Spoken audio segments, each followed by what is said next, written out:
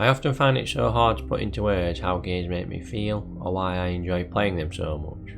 My parents will generally ask, "What game is it?" when they can see my excitement for a new release come through the door, and I find I get a little bit embarrassed, for want of a better word, when I can't quite describe what I'm about to play.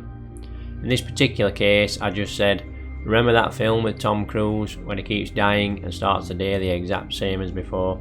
Well, it's basically the same concept. But just saying that takes away so much from this game, and perhaps I'm making this video for my parents so they understand why I spend the majority of my free time playing video games. Because I genuinely believe games explore themes and stories that no TV show or movie ever could, as you have the added benefit of gameplay on top of everything else. I think a lot of people play games purely to have fun, but I always feel like there is something more to it than that. I could always just play a small clip of gameplay, and I would imagine most would think, yeah, that looks cool.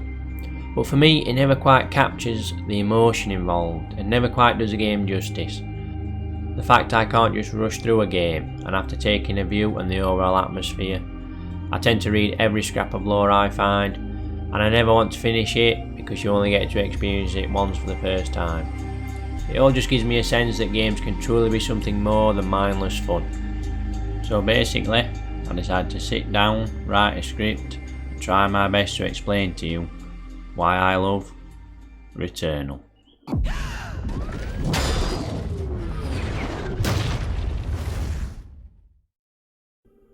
Untangling the whole plot of this game would honestly take an age, and as interested as I am in watching this type of content and exploring the whole narrative woven into this world, I believe a lot of it is open to interpretation by the viewer.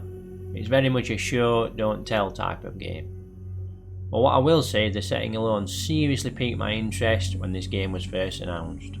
As someone who was a huge fan of the sci-fi genre, Aliens, Predator and The Thing being among my favourite movies, the whole idea of investigating an unknown signal from an alien planet to then crash land with no clear direction of what's happening absolutely fascinated me.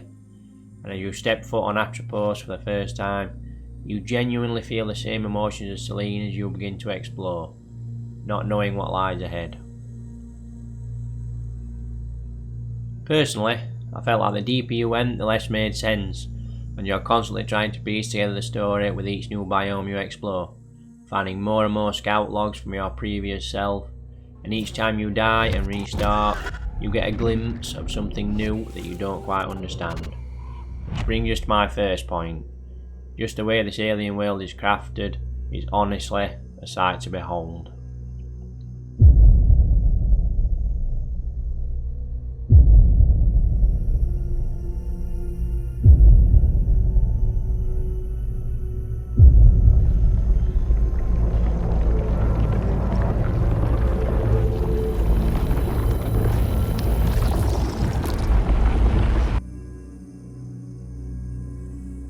Creating a world that feels like its own entity, I would imagine, is a serious challenge within game development, as a lot of games just use it as a backdrop or arena which surrounds the gameplay.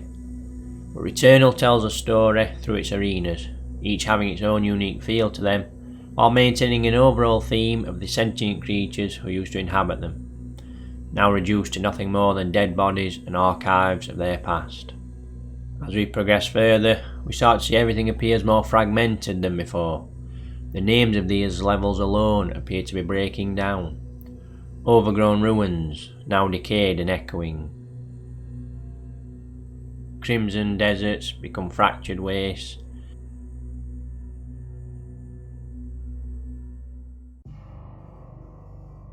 That were once towering citadels are now lost in the abyss, scars left from the past. Archives that previously showed the past civilization start to show visions of you, the player, like you're now a piece of history, lost to time. Atropos is its own character, constantly weaving themes subtly throughout its biomes. Just one small example being spires of bone and even vegetation resembling that of vertebrae, statues with hollowed out bellies, Celine's past corpses in fetal positions, which contrasts to an image you keep seeing upon death. A skeletal figure, which we learn is Celine's mom Thea, in a wheelchair who seems to be pregnant. Even the resource you use to restore your health in regular gameplay is named after a contraceptive that the ancient Greeks used, with Greek myth having a massive influence on the narrative as a whole. I feel as though everything in this game has a reason for being there. Every word and sentence has a meaning throughout. We reach the second biome and words like bound and severed are mentioned several times, even down to the enemies you face. A metaphor perhaps for a severed spine, bound to a wheelchair like we see Thea, having to face each and every day. Just as we the player have to face the bosses of each biome many, many times.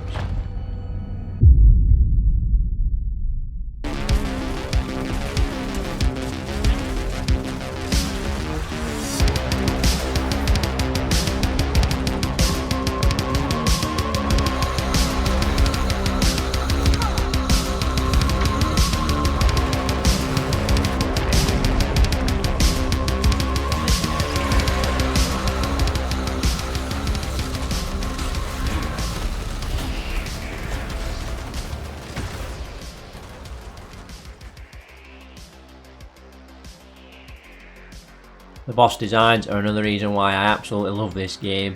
I really hope Housemarque release an art book at some point showing the concept art of these creatures, as I often question what kind of imaginations the artists must have that come up with these things, as I found myself glued to the screen when they were revealed for the first time. Probably more because I was trying not to die rather than in awe of the designs. Each one having an actual name relating back to Greek myth, as with many other things in this game. This identified them as a true challenge for the player, the first being Frike, the spirit of horror, as she emerges from the fog and contorts into her battle stance. The short introduction of each winding up the tension of what you're about to face. Looking back now at the footage, I questioned how I was able to even think fast enough with everything going off on screen. But each encounter was so memorable. You ask anyone who played Returnal which boss they love the most, and I can almost guarantee they'll use the actual name due to the lasting effect each one had and the feeling of triumph once you've defeated them.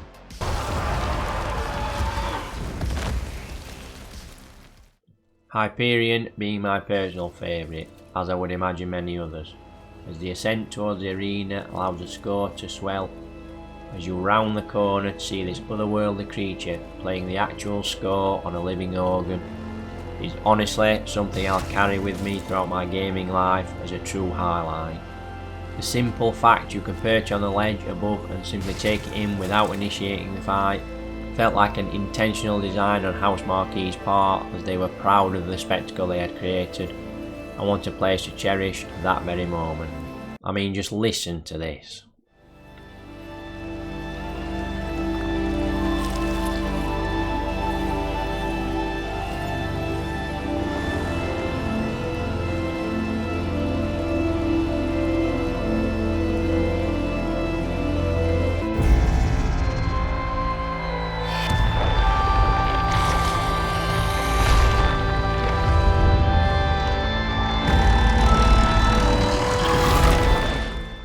Whenever a set piece like this happens, I often wonder if it has the same impact someone who doesn't game.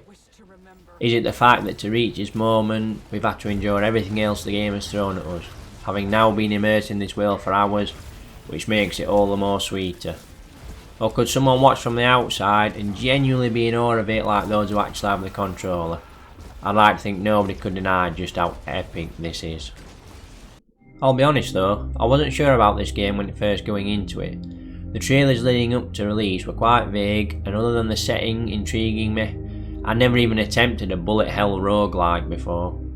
To me, the idea of no saves or checkpoints and going right back to the beginning after death sounded like torture and just pure stress inducing. I've never been a hardcore gamer and generally play games on normal difficulty. Yes, I am a noob. I've tried one Soulsborne, which I gave up on after spending literal hours in the character creator, and then a couple of hours playing the actual game and found it pure hell and frustration. So I was a little tense going into a genre that's known to be a fair amount of challenge and with no difficulty settings.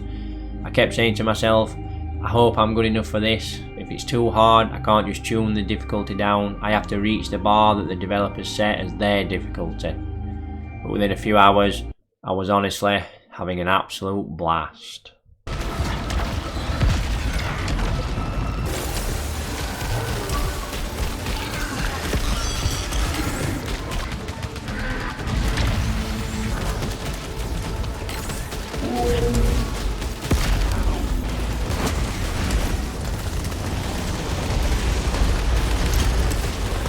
This game truly felt like I'd reached next gen. The controls are so tight and precise, with the visual presentation being like a 19 rave or something.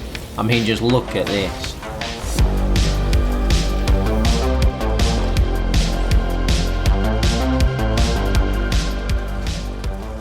The colours and lights dancing around the screen while you're trying to kill everything in sight whilst avoiding everything coming towards you is honestly nothing like I'd experienced in a game before. Serene controls beyond frame perfect, where every attack or button input can be cancelled at a moment's notice with another one. Even the doors are the fastest doors I've ever seen open within a game.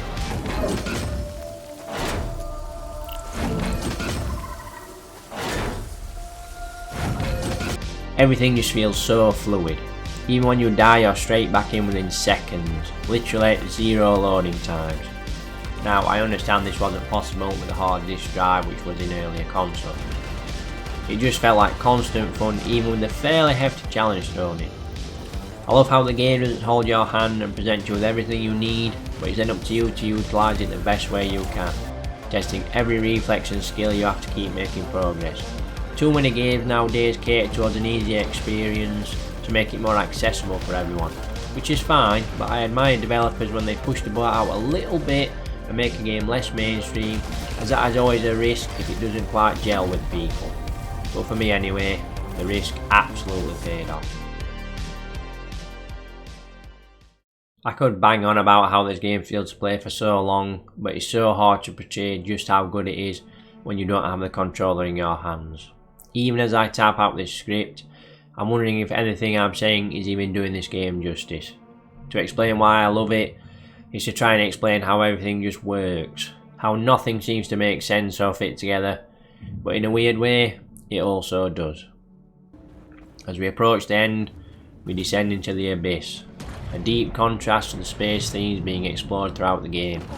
For me personally, the ocean is honestly just as fascinating as anything out in space, due to the fact we know very little about either, and it just adds to the mystery of both our world and the one we're experiencing here. The inspirations are clear here, with Lovecraftian horror being at the forefront, Ophion being our final challenge. As each stage progresses, this monster turns more and more human, making you wonder what it is we are actually fighting, and to be honest, what any of this even means as the credits roll for the first time. Few games make me stop and think when the credits roll, questioning what I've just experienced, trying to piece together everything I've just witnessed, but this game makes you do that from the minute it starts to the second it ends. We could analyse and speculate for hours about this, but I was just relishing in the spectacle of everything as it unfolded.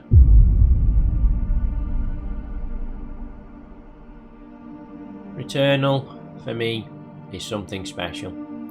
I don't quite understand it, and I doubt I ever will. But perhaps that's where its charm lies, in the unknown of it all. I think I just find things we don't quite understand fascinating in some strange way. But maybe, if I start the cycle again, after playing through the game for the first time, and my parents ask me again, "What game is it?" I can perhaps explain it a little more, and tell them with confidence why I love Returnal.